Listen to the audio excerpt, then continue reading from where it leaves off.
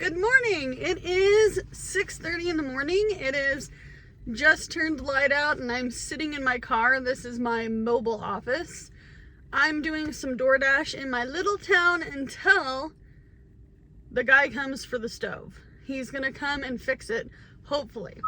I have my giant emotional support coffee here, and I will tell you this is primo grandpa coffee. I have tons of things to talk about, you guys. I have to talk to you about the audit, which has good, bad, and ugly news. And then we also have to talk about a super big update that I haven't updated you about, and I'm super excited about it.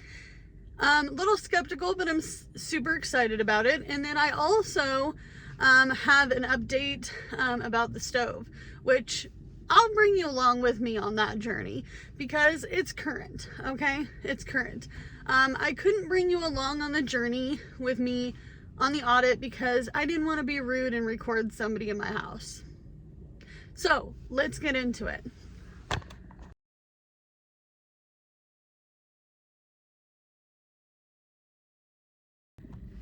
All right, you guys, so I'm sitting in the car. It's 6:30 in the morning.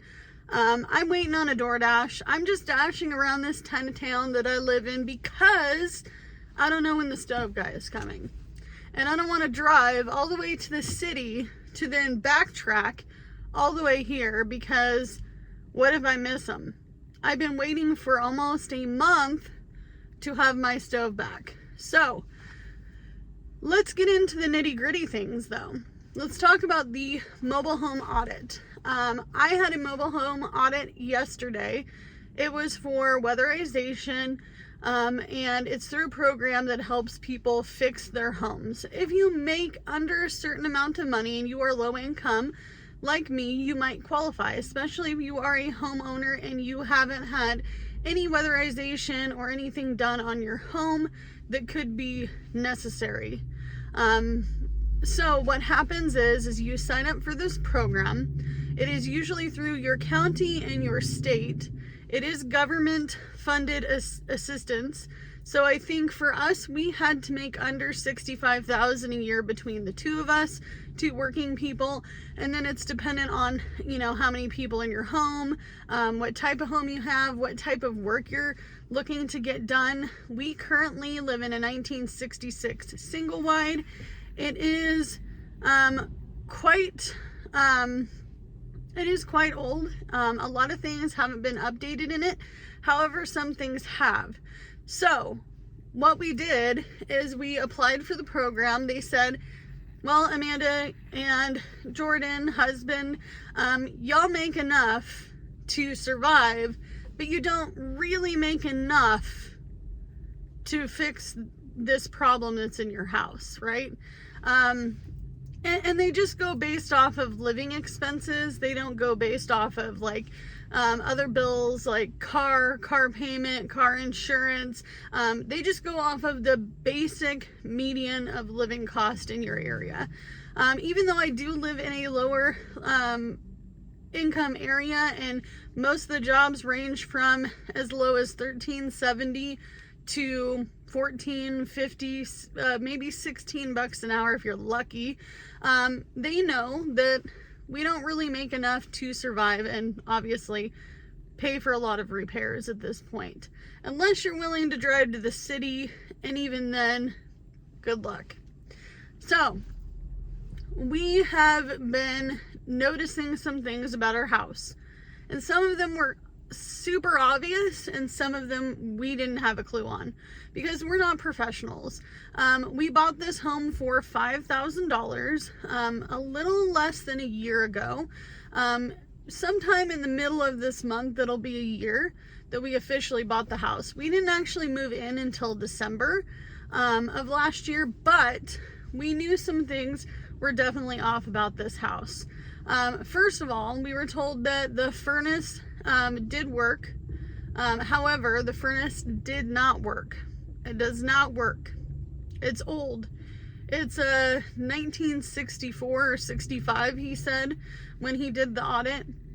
And he's like, I think that that's kind of like the most original that this place could get.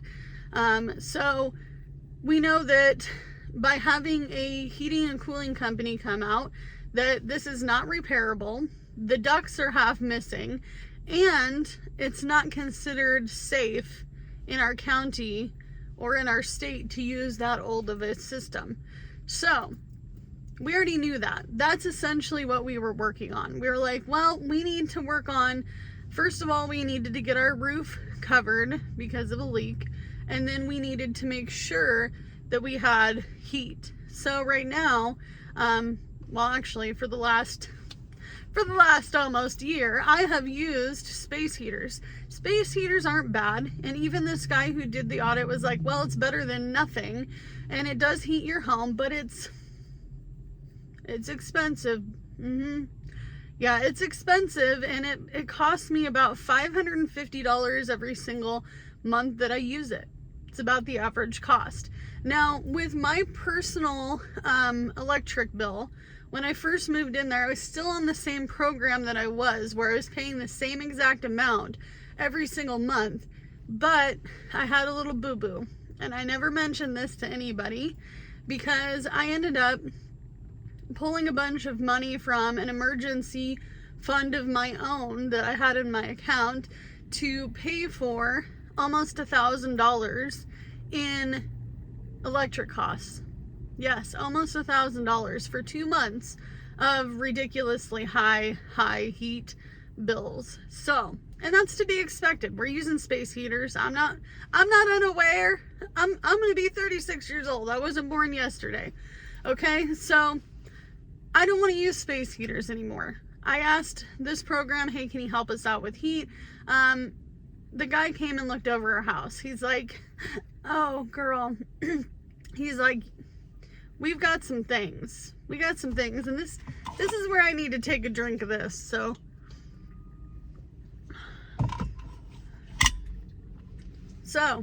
here's the nitty gritty. He looked over the whole house. We went over everything. He saw some things in my house that he was like, oh, yeah, I think I can get funding for that. So one of them is definitely the bathroom. Let me tell you a little bit about this bathroom, because I've talked about it a little bit here and there, little tidbits, but this bathroom is the original bathroom. This bathroom is almost 60 years old. Yeah, almost 60 years old, never been upgraded. It's in a mobile home. Okay, so if you know nothing about mobile homes, or maybe you do, maybe you live in one, that you know that these bathrooms need to be upgraded. They have to. That's just a part of life. They have to. This bathroom needs a new shower, tub. It needs a whole beyond subfloor, because there's a subfloor in there right now. It does have a new vanity sink. It's a very deep utility sink. I actually love it. I refuse to get rid of it. It is new.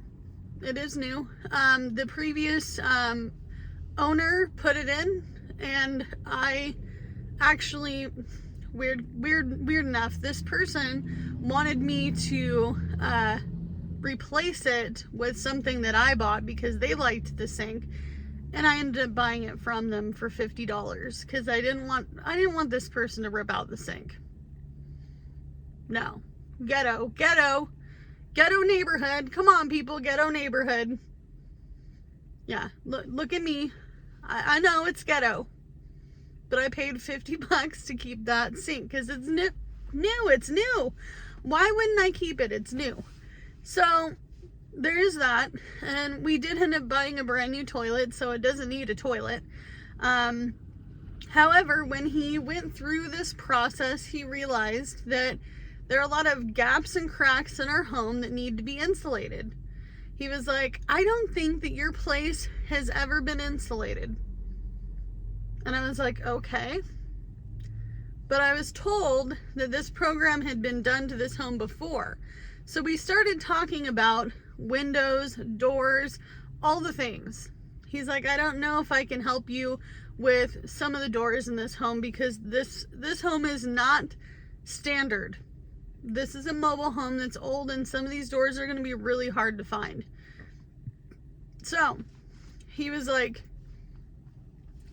you guys were innovative and you did a bathroom door, and we have a bathroom door that is a barn style, farmhouse barn style door, and it slides, because there was no way we were going to find a door that small for the bathroom.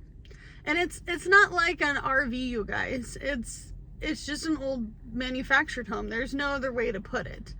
The other thing that he talked about was insulating the floor. He's like, you know, we really need to insulate the floor. He looked at the bathroom floor underneath the house, and he said, this needs to be insulated. He's like, the floor has actually been replaced, which we knew about. The bathroom floor had been replaced. However, everything in the bathroom hadn't been upgraded.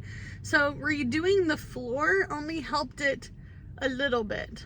So he's like, you might have a whole list of things that need to be done before we can come in and fix this. However, we would be putting TPO roofing. If you don't know what TPO roofing is and you live in a manufactured home, you need to know about it, boo-boo, because it lasts 30 to 50 years. Essentially it's a product that is like a cap on the top of your house. I wanted to do that originally when we fixed the roof and we covered the roof, but we didn't have $16,000 to put a roof on a $5,000 manufactured home. No. No.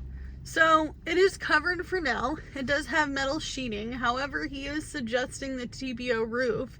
He's like, you guys could potentially sell the metal that you did put on there. It's not old. It's not rusty. There's nothing. It's not even, I would say it's not even 8 months old. Okay? So what does that mean for that? That means that the roof could possibly get insulated and there could be a roof put on. However, that wouldn't be done till springtime. He said that is funding that he can get done. However, we also need to insulate the whole bottom of the manufactured home, and the underbelly needs to be repaired. So the underbelly is super important. However, it is less important than rotting floors. The good news is the person that we bought it from, or the person previous to that, did replace a lot of the flooring. So a lot of the subfloor is newer. It's not rotting out. So that's great news. That's better news than we expected. My husband, Jordan, he was like, I thought that was going to be the end. He was like, I thought that guy was going to go under there and he was going to be like, the floor is completely rotted, because that can be really expensive. Really, really expensive, especially if you get to the joist. That can be really expensive. However, he was like, how come you guys didn't live in your apartment? Because I told him the whole story about this manufactured home, by the way, because he asked. He's like, well, why didn't you guys live in your apartment and fix up this manufactured home? Well, sir, I'm not rich. I can't afford $1,645 and $550 a month, and then utilities for both places and all the things. That's not my realm of possibilities. Just not my realm. And then on top of that, repair cost. So he got that. He was like, well, you know, I guess you're in this program for a reason. You're low income, and we help low income people. However, there is a big catch. You ready for it? Hold on to your seat. Get your seatbelt on. Drink your emotional support coffee. He doesn't know if he can get funding for the bathroom, but the bathroom needs to be done so we can get this heating system probably put in and insulated, all of things. He's not 100% sure. He's like, this could be that we get funding for it and that you, me, and Jordan do this whole project. He's like, I don't have a contractor to probably do the bathroom. He's like, I'm not 100%. I do have handymen that we hire to do a lot of these projects, but a lot of it relies on me finding the right specific person, the right amount of what did he say? He said that they around the right amount of hours that he's looking for, and the price has to be right. However, Jordan was like, I will help you with the bathroom. I'll help you with the bathroom if that's what needs to be done. Now, one thing about these programs that a lot of people don't understand, and I was already told this ahead of time by neighbors and other people who have gone through this program, you do have to do some upgrades yourself. It is likely that you'll have to put some money into this situation before they will help you with other situations that are much more costly. So, is it in the realm of possibilities for me to fix a bathroom right now? No. No, it's not. It's not in the realm. It's not my price range.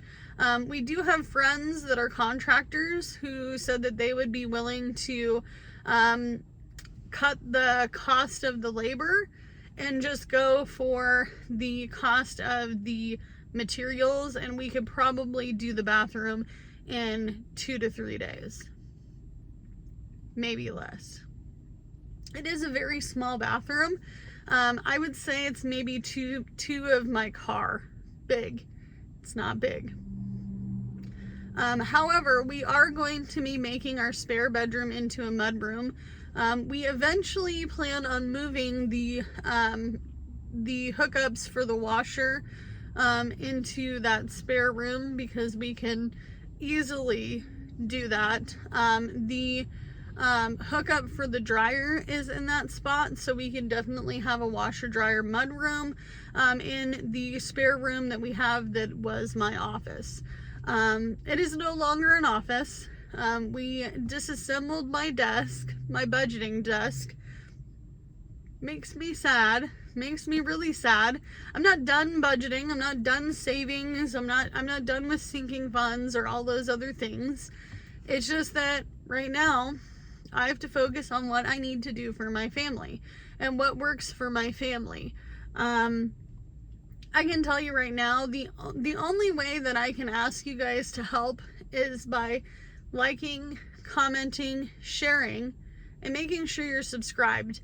The other thing you can help me with dearly is making sure that if you watch videos, that you watch them all the way through with ads.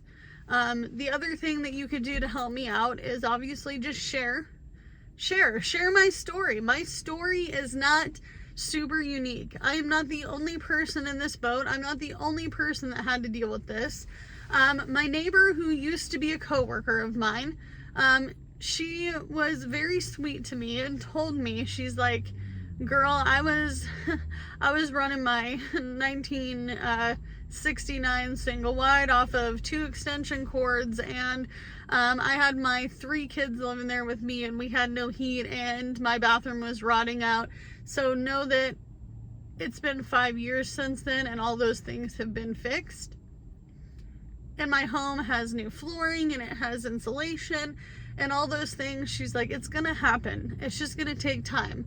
Another thing we found out is that some of this stuff might not be able to be done until spring, especially things like roofs, and insulation needs to be dry. We need to make sure that it's not raining, snowing during that time. The bathroom is interior. It can be done. It can be done. I do plan on tackling that as a goal. So my goal for this particular video is to get 10,000 views. So that way I can try to start saving money for the what ifs. And if the what ifs don't happen and they get the funding for the bathroom, then I will definitely go on to using it for something like maybe paying my car off. I need to pay this car off. This car has to be paid off by the end of 2026. It has to. It'd be a year early. Actually, a little bit over a year early, like I think like 17 months early. But I want to make sure I get it paid off. It's got to go. It's costing me too much money. I'm not going to sell my car. I owe less, after this month, I'll owe less than $10,000 on it. But I'm knocking most of that interest off by making higher payments. With less bills, I could put money into my home. I want to live in this home. I want to be in this home. I waited 10 years to buy a house. 10 years. I'm 35, I'll be 36 years old, and I don't want to lose my little house. I don't want to lose my little house. I like my little house. When they told me that the park was selling and we got new management and all this other things, my heart sunk. Because like most people, I want to live the American dream. I want to have a home. It might not be my forever home, but it's a start. It's a start. You have to start somewhere. If you are scared to buy a manufactured home, don't be. If you hear a lot of rumors, a lot of things that are bad about manufactured homes, think twice. It's just like living in a regular house. I definitely wouldn't want to share a wall with somebody ever again. I don't want to live in an apartment ever again. That's not my MO. It's not where I want to be. I also have a lot of freedoms with having a manufactured home. I don't have to worry about someone telling me I can't garden, I can't paint, I can't repair, I can't replace. I also have a lot more freedoms with my space rent, meaning that I'm not technically a tenant like a lot of people think. I can have people come and go. I don't have to worry about how many vehicles are parked in front of my house. I don't have to pay for a parking spot. I don't have to pay for extra storage. I have a shed. I don't have to worry about the ability to not have holiday functions because maybe I have too many people or too many people parked in front of my house. I don't have a lot of the regulations that I had in my apartment. I don't have to wait for a maintenance person for 6 months to fix a stove. I've waited a month because I have a warranty on my stove and I want to use the warranty. But I also know, like, I replaced my fridge. It was that easy. I didn't have to wait for a landlord and an owner and everybody to make decisions. I was told once when I lived in my apartment, when my stove did not work, why don't you just use a microwave for now? Same time as this time, I'm like, what are we going to do for Thanksgiving? I can't cook a turkey in a microwave, lady. I can't do it. It's impossible. Why don't you try to fit a 30-pound turkey into a microwave, baby? Let's see how that works. It doesn't. So I'm going to show you more clips of the day. I'm waiting for this repair guy. I'll let you know. Jordan's really excited. You'll see. You'll see how excited he is to get the stove back. So I'll see you in the next clip. Oh, wow. So it actually exploded? Yeah. Holy cow. Well, I guess the problem is worse than what they thought. The wire melted as well, not just the baking element. So I don't know what that means. Yay, we have a working stove! That means I'm going to the store. I'll be right back. It's Jordan birthday pizza time. We already celebrated his birthday, but we didn't have pizza because we didn't have a working stove oven. Just so you're aware, if your bake element is out on your stove, please, please, please don't try to use the range as well.